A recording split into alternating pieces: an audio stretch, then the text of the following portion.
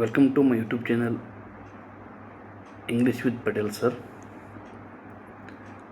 ಆತ್ಮೀಯ ವಿದ್ಯಾರ್ಥಿಗಳೇ, ನೀವೆಲ್ಲ SSLC ಸೆಕೆಂಡ್ ಲ್ಯಾಂಗ್ವೇಜ್ ಆಗಿ ತೆಗೆದುಕೊಂಡು ಒಂದು ಇಂಗ್ಲೀಷ್ ವಿಷಯವನ್ನು ತೆಗೆದುಕೊಂಡು ಓದ್ತಿರೋ ವಿದ್ಯಾರ್ಥಿಗಳಿಗೆ, ಈ ಕನ್ನಡ ಮೀಡಿಯಮ್ ಅಂತ ಬಂದ ಮೇಲೆ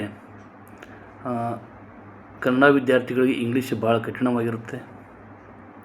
ಹಾಗಾಗಿ ಅವರು 30 ಅಂಕ ಪಡೆಯಲು ಹೇಗೆ ಪಡೆಯುವುದು ಎಂಬುದು ಚಿಂತೆಯಲ್ಲಿರ್ತಾರೆ. ಆದರೆ ನೀವು ಸರಳವಾಗಿ ಯೋಚಿಸಿ ಅಥವಾ ಸರಳವಾಗಿ ತಿಳ್ಕೊಂಡು ನೀವೇನಾದರೆ ಪೇಪರನ್ನು ಬರೆದರೆ ಈಸಿಯಾಗಿ ಏನೂ ಬರಲ್ಲ ಅಂತ ಅನ್ನುವ ವಿದ್ಯಾರ್ಥಿ ಕೂಡ ಪಾಸಾಗಲು ಸಾಧ್ಯವಾಗ್ತದೆ. ಹಾಗಾದರೆ ನಾವು ಇದನ್ನು ಹೇಗೆ ಮಾಡಬೇಕು, ಯಾವ ರೀತಿಯಾಗಿ ನಾವು ಅದನ್ನು ಓದಬೇಕು?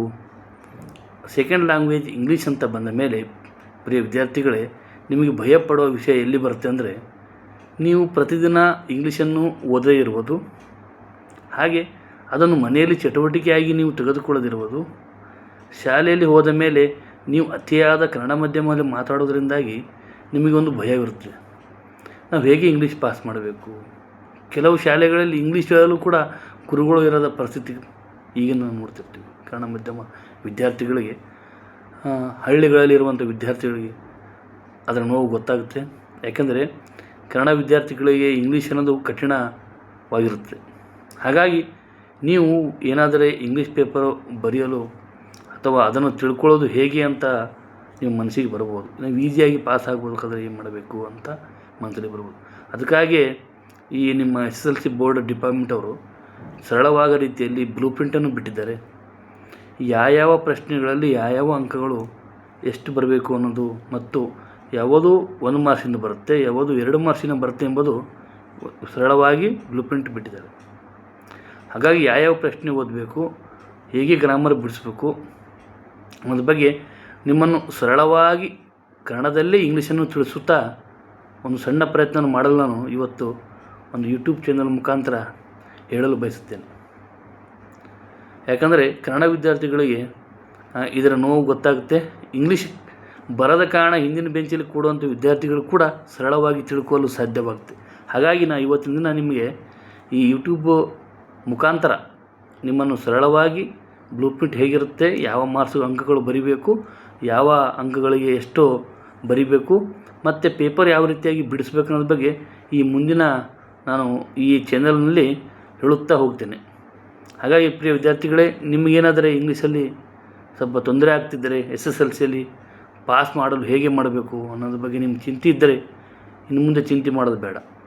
ಏಕೆಂದರೆ ನಾನು ನನ್ನ ಆದಷ್ಟು ಪ್ರಯತ್ನಪಟ್ಟು ನಿಮ್ಮನ್ನು ಪಾಸ್ ಮಾಡೋ ಪ್ರಯತ್ನ ಮೊದಲು ಪಟ್ಟರೆ ಮತ್ತು ಇನ್ನೂ ಹೆಚ್ಚಿಗೆ ಮಾಡುವಂಥ ಆಸೆ ಇದ್ದವರು ಕೂಡ ಅದನ್ನು ತಿಳ್ಕೊಂಡ್ರೆ ಈಸಿಯಾಗಿ ನೀವು ರಿಸಲ್ಟ್ ತರಬಹುದು.